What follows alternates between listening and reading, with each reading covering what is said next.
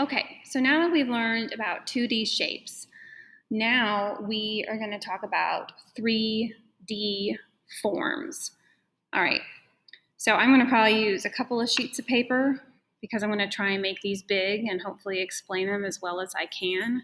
So now, once we switch from 2D, because 2D is flat, 3D is now forms. They're three-dimensional. They're going to have sides to them. So again, let's talk about just the geometric forms first. So again, you can just follow along and watch as I'm doing this, or if you want to draw these along with me, or at the end, draw them yourself because you're going to need to practice these and drawing them yourself. So let's start with our basic geometric forms. So when we turn a square into something three-dimensionally, because right now it's flat, I'm going to make it into a cube or a box. And there's a couple ways you can do this. One way to do this is I draw my flat shape first, and then I'm going to draw another flat shape. I'm going to kind of offset it a little bit, like that. And then from there, I now have to make it have sides. So I connect my corners to one another. And now I can see inside that box because of the way I made it. I can also, there's a lot of ways to do this. I can offset that square like that. It doesn't really matter where I offset it, just as long as then I'm connecting the corners with one another. So these boxes, I can see inside them. So let's do another one. So again, I always start with my flat shape first. And now I'm going to do lines like this and see how they kind of have to follow the same with each other. They're kind of at the same angle. And then from there, I draw down and I draw over. And then I'm going to erase that little guy there because it kind of messed up. So with this box, I only see three sides. I don't see inside it. So let me do that one again. I'm going to try and draw a little bit bigger. So again, now let's go this way with it. So I'm going to go there, there, there. And then from there, I connect to make my sides. So that's a cube or a box. That's one geometric form. Another one, earlier we did the rectangle. So this is pretty much like the box. Again, I draw my flat shape, which was my rectangle, and then I draw those sides out, and then I connect. Again, I can do it the other way, where I draw and then I offset it a little bit. For some people, the offsetting seems to make more sense, because then from there,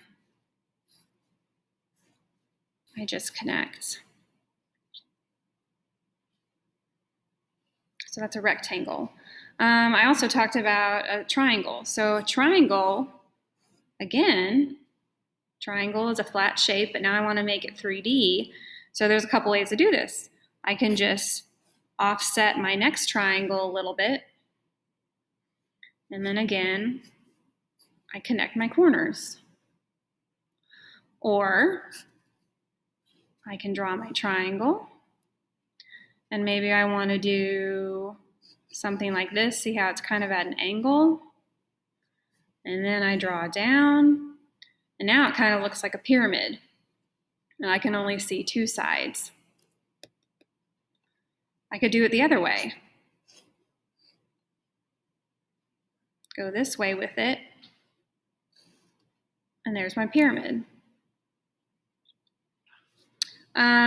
Then you can turn anything three-dimensional. So I know I did letters on the shape, so I can make a letter three-dimensional. So let's say I start with my letter L. So again, it's a flat shape. And then just kind of like what we did over here, I'm going to pick where I want the side to go. So see how all these lines that I'm shooting off from these corners are all going on the same direction? And see how if I put my pencil up to each one, they're all slanted the same angle. And so then after that, then I just connect down to my little corners. And now my L is three-dimensional. Let's try a number. So I'll try the number 4. So here's my flat shape. Maybe I want it to go this way instead of up. This is when it gets a little bit trickier, when you kind of start adding all these different places, because then it's like, well, what do I add? What don't I add? Sometimes you just got to try it and see if it looks right. So that looks right because I can see that back side. And I can't really add anything here because that wouldn't really make sense. So then I just connect. And now I have a three-dimensional 4. Do you have to color that in? No, I'm just doing that so that maybe you can see it a little bit better. Let's try one of those funky shaped, because maybe you have just some random funky shaped geometric.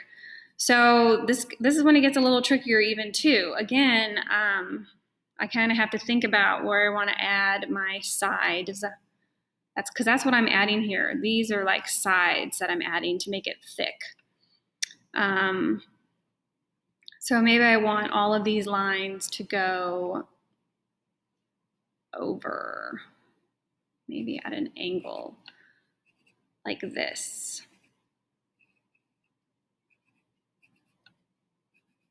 So I'm trying to have this line everywhere kind of do the same thing or at the same direction or angle. So again, with my pencil, I'm kind of going up to it and kind of making sure they all are kind of doing the same thing. And sometimes it doesn't work everywhere. So maybe like here, it'll be something little. Here, it'll be something, see, I don't even like that. See, sometimes when you do it, it just doesn't look right and you have to kind of erase it. I don't even like it over here. I think it looks fine just like that. Because see, you don't need it at every little corner. The funky shaped ones are a little bit harder to do. That's kind of almost like a plus sign, really. So now let me go this way with it so you can see like another one. So see, all of these are going at the same pull, and I can't really do one from here because then it would be like pulling in on itself. So I can't really do that. And so then there, I just mimic what this line is doing here and put one there. Mimic this line like that. This is going this way, this goes this way. This is here, that's here. And so on. These are a little bit trickier because they have all these funky angles, whereas these are sometimes a little bit easier because they're what we're kind of used to. So that's 3D forms. So what I would do, maybe watch it again and draw with me, or now draw your own for practice.